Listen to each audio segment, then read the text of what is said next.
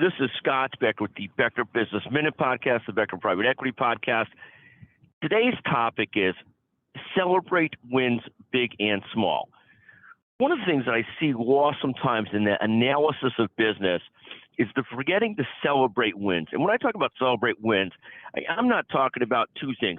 I'm not talking about everybody having to go out for drinks, although that may be necessary once in a while, but that's not my thing. But I am talking about acknowledging wins, constantly acknowledging when people perform well. It's almost like parenting. Business is parenting. So many things are similar.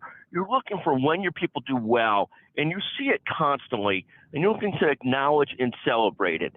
It could be, and it could be particularly important in good times when there might be an inflation on celebrations, but it's just as important in difficult times when there may be a deflation in celebrations.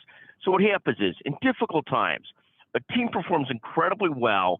They've done the very best they can in a tough market. They don't hit a growth target. They don't hit an EBITDA target. They don't hit a revenue target. But they've put the business where it's still in very good shape, very safe, doing well, set up well for the future. There are two ways to approach this. Some people might say you need to be critical because they've not met results, and it depends on what those results look like.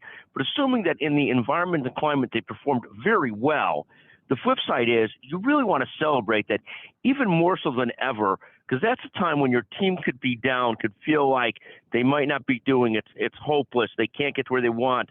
Their jobs aren't secure.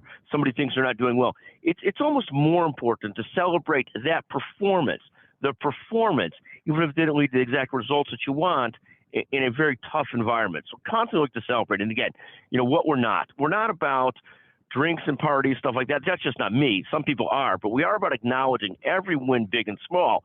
The other thing, and it's important culturally too, because if you as a leader acknowledge wins big and small, hopefully other people mirror that. I've seen organizations where the leader of the organization was a very, very tough person. And then everybody mirrors that activity. And the company performed well for a while, short term, but ultimately ended up getting obliterated. But everybody adopted the culture of that leader who was tough and nasty at all times. In contrast, what you want is a culture of looking for wins, looking to celebrate, looking to acknowledge, looking to see when people do good things and watch those things. So again, that's our core concept of the day. It's not AYSO, it's not participation trophies, but it is. If you got reliable, great people that work their butts off and do well, you better look for ways to constantly celebrate and acknowledge them. That's the concept today. Thank you for listening to the Becker Business Podcast, the Becker Private Equity Podcast. Thank you very much for joining us. And thank you to Jeremy Core, the producer and executive podcast solutions, the best in the business. Thank you.